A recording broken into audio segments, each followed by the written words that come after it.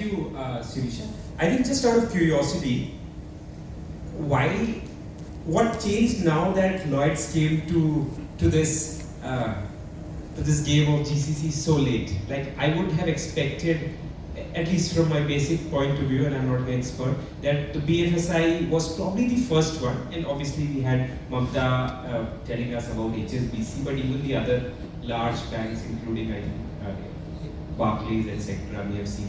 So I was just out of curiosity, what changed that they decided to... They found Sirisha. They found okay. No, that's a good question. I think it's just, Lloyds has been a very British bank all the way, and I think they've been talking about this for a while, but never really ventured into another geography. We do have some centers in Europe, but not necessarily in this part of the world where they have a captive which is really developing for our own selves. But I think it's the right time. I mean, when I look at everything that we're doing today, we've not gone through that cycle of GCCs where they initially were low-cost centers and then they get into something, developing the more complex applications and so on. I think this, being a late entrant, it actually helped us because we got a lot of ready talent from the market on pretty much every journey that the bank was looking at in terms of modernization.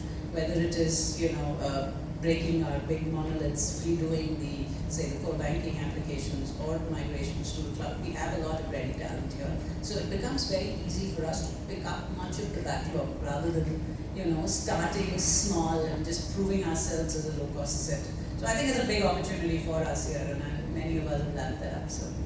Sure, thanks. And is the bank keen to double down on this? Yes, we're going to see some bigger growth in 25. And I think just to add to it, I think Sirisha, to put on that point, I think it's also the time where it's a place where it's not only about capacity anymore. Oh yeah.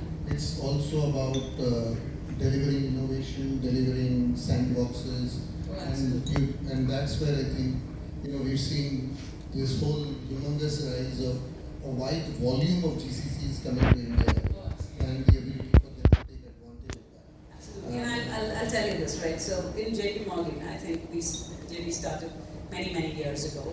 It took about 8 years to get to a stage where we see ourselves, because we've seen the JP journey. And after that too, if you wanted whatever we call as decision-making roles to India, it took a long time. But here, when we started with people that were leading platforms and people that were leading labs and so on, and we have a lot more additions to that in 25. So I think the story for us, at least it's compressed on timeline. We didn't take another 8 years to get to that point.